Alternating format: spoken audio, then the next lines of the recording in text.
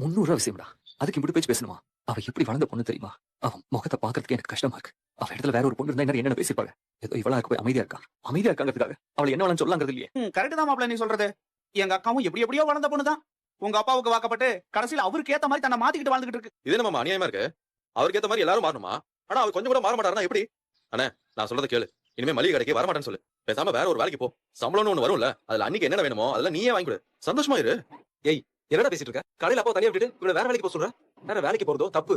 உனக்கு என்னப்பா, நீ ஈஸியா சொல்லிட்டு போயிடுவ. அவர்கிட்ட வேலை பார்த்து கஷ்டப்படுறவங்களுக்கு தான்டா தெரியும் வலி. நைட்டு ரயில்வே ஸ்டேஷன் போறதுக்கு முன்னாடி அறிவுரை அள்ளி வாங்கிட்டு செலவுக்கு ஒரு 1000 ரூபாய் கையில கொடுத்தா அப்போ உனக்கு தெரியும். டேய் சும்மா அப்பாவே குறை சொல்லிட்டு இருக்காதீங்க. டேய் செந்தில், இப்ப என்ன உனக்கு இங்கிலீஷ் பேப்பர் வாங்கணும் அப்படிதானே? நீ பேப்பர் காரர்கிட்ட சொல்லி டெய்லி பேப்பர் போட சொல்லு. காசு யாரு கொடுப்பா? காசு தானே நான் தரேன். இது என்ன பெரிய விஷயம்? நான் தர மாட்டேனா? என்ன இவ்வளவு நேரமா கைய விட்டு நோண்டிக்கிட்டு இருக்க? ஏறா சீக்கிரடு. என்ன பூரா 500 ரூபாய் நோட்டா இருக்கா? சில்லற கையில தட்டு பள்ளியோ? இல்லையா? ஏண்டா டேய், வாங்குற சம்பளத்தை பூராத்தையும் கொண்டு போய் நீ அவர்கிட்ட தானே கொடுக்குற. அப்புறம் எப்ப அவன் கையில பணம் இருக்கும்? சரிக்கிற செலவு நான் ஏதோ வாங்கி திங்கிறதுக்காக வச்சிருக்கேன்டா பூரா. சின்ன பசங்க மாதிரி முறுக்கு தேன் மிட்டாய் வாங்கி தருவீங்க. அந்த காசு அண்ணன் கிட்ட கொடுத்தா நியூஸ் பேப்பர் வாங்கும்ல. இந்த மாசம் மாமா பாக்கெட்ல இருந்து எடுத்தாச்சு.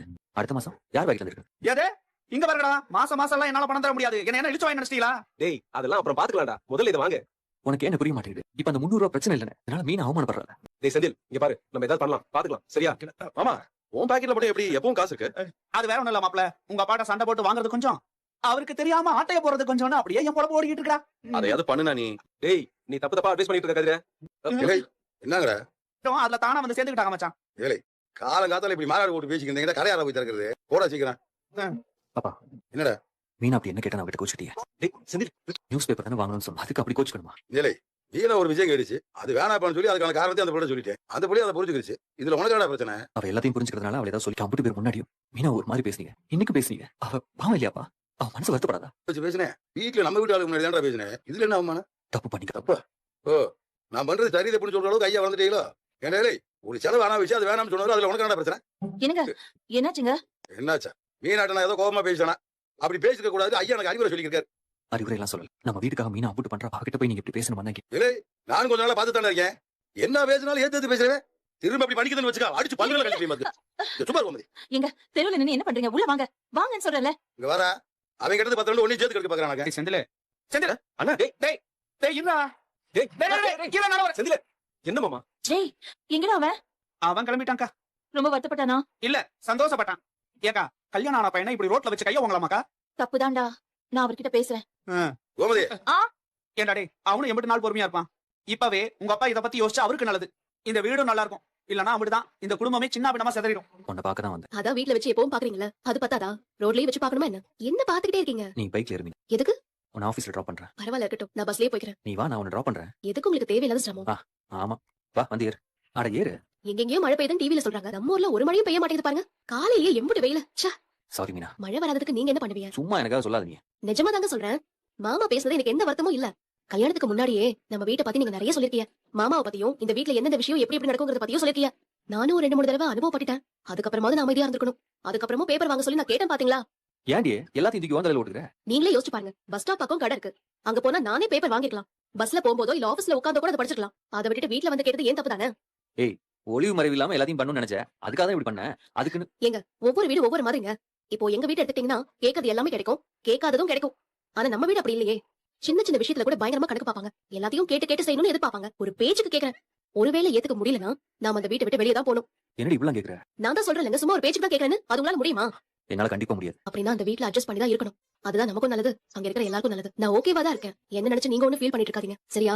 இப்ப கிளம்புங்க, கடைக்கு போறல டைம் ஆச்சு. டேய் கதிரு அண்ணா, என்னடா இங்க நிக்கிற? சைக்கிள் டயர் பஞ்சர் ஆயிடுச்சுனே. பக்கத்துல பஞ்சர் ஓட்டுற கடை எங்க இருக்குனே தெரியல. அதான் விசாரிச்சிட்டு இருக்கேன். சரி இரு. எனக்கு தெரிஞ்ச ஒருத்தர் பக்கத்துல இங்க தான் சைக்கிள் பஞ்சர் போற கடை வச்சிருக்காரு. அவர் ஃபோன் பண்ணி வர சொல்றேன். அவரே வந்து சைக்கிள் பஞ்சர் ஓட்டி கொடுத்துருவாரு. சரிண்ணா. அண்ணா இளநீ குடிக்கிறியா? ஏய் வேணாம்டா. இந்த டைம் இளநீ குடிச்சா நல்லா இருக்கும். நான் வாங்கிட்டு வரேன். ஹலோ அண்ணே சொல்லு செந்தில். நம்ம என் தம்பியோட சைக்கிள் பஞ்சர் ஆயிடுச்சுனே. அப்படியே எங்க இருக்கீங்க? நம்ம ஹார்மோன் டீ கடை இருக்குல்ல, ஆமா அங்கதான் நிக்கிறோம். கொஞ்சம் வரீங்களா? 10 நிமிஷம். சரிண்ணே சரிண்ணே. Okay okay. இந்தாண்ணே. வேணாம்னு சொன்னேன். சும்மா குடிண்ணே. டேய் பஞ்சர் ஓட்டுறதுக்கு இப்ப வந்துருவாரா? அண்ணி எப்படி இருக்காங்க? இப்ப கூட என்கிட்ட சொல்றாரா? கேட்டது ஏன் தப்புன்னு பழி அவன் எழுதி போட்டு வருத்தப்பட்டு கோவப்பட்டு எங்க சண்டை போட்டு கூட பரவாயில்லடா. என் மனசே ஆறி இருக்கும். புரியுதுண்ணே.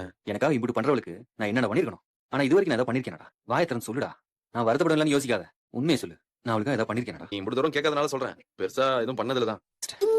அவ முன்னாடிலாம் நான் சுத்த வேஸ்ட். அப்பா என்னதான் அவளை திட்டினாலும் அடுத்த நிமிஷமே எல்லாத்தையுமே மற அவர்கிட்ட அன்பா நடந்துக்கா. உன் மேல அக்கறையா இருக்கு, நம்ம அரசி மேல அக்கறையா இருக்கு, அண்ணன் அம்மா மேல அம்புட்டு பாசமா இருக்கா.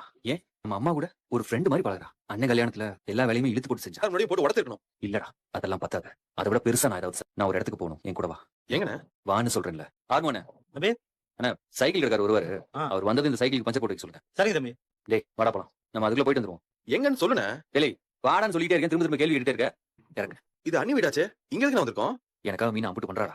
அவளுக்காக நான் திரும்ப எதுவும் பண்ண. சரிண்ணே, அதுக்கும் வாங்க மாப்பிள்ள, என்ன விஷயமா வந்தீங்க? எப்படி இருக்கீங்க? மீனால வரல, நானும் தம்பியும் தான் வந்தேன். என்ன விஷயமா வந்திருக்கீங்க? மீனா உங்க பொண்ணு தானே? ஆமா. அவளை ஏங்க இப்படி கஷ்டப்படுறீங்க? எனக்கு அப்படியே அம்புட்டு கோவம் வருது. ஆனா லேடிஸ் கிட்ட என்னால கோவம் பேச முடியாது. அவர் எங்க? யாரு? மீனா அப்பா எங்க? இப்ப எதுக்கு இங்க வந்து நிக்கிறீங்க மாப்பிள்ள? அவர் பார்த்தா பெரிய பிரச்சனை ஆயிடும். முதல்ல இங்க இருந்து கிளம்புங்க. ஆகட்டும், அதையும் நான் பாக்குறேன். மீனா அப்பா, மீனா அப்பா, ஐயோ மீனா. கத்தாதீங்க மாப்பிள்ள. அவளையே இந்த வீட்டு வாசப்படி மிதிக்க கூடாதுன்னு சொல்லியிருக்கேன். உனக்கு என்ன வேலை? கிளம்புறா கிளம்புறாங்க. உங்களோட உட்காந்து விருந்து சாப்பிடுறப்ப நான் நீங்க வரல. நான் சொல்ல வந்ததை சொல்லிட்டு நான் கிளம்பி. உங்களுக்கு என்ன நாங்க பிரச்சனை? உங்க பொண்ணு நான் கல்யாணம் பண்ண பிரச்சனை? ஏய், யார் பொண்ணு? யாருக்குடா பொண்ணு? எனக்கு பொண்ணே கிடையாது, செத்து போயிட்டா. போடா. நாங்க ஓடி போய் கல்யாணம் பண்ணிட்டோம். உங்க எல்லாருக்குமே பிடிக்காம கல்யாணம் பண்ணிட்டோம். எங்களுக்கு என்ன ஆசையா? அப்படிலாம் பண்ணணும் எங்களுக்கு என்ன ஆசையா? சொல்லுங்க. நீங்க எல்லாரும் சேர்ந்து கல்யாணம் பண்ணிக்கிறதா எங்களோட ஆசையே. நீங்க நடத்தி வைக்கல, அதுக்கு நாங்க என்ன பண்ண முடியும்? அந்த கட்டுங்க கிடந்தது எங்க? எடுத்து பாருங்களேன். என்ன பண்றீங்க? கைகளை பாக்கறதுக்குள்ள இங்க இருந்து கிளம்புங்க. உங்களுக்கு என்ன நாங்க பிரச்சனை? உங்களுக்கு ஏங்க என்ன பிடிக்கல? நீ மீனா யாரும் நடத்துறீங்க?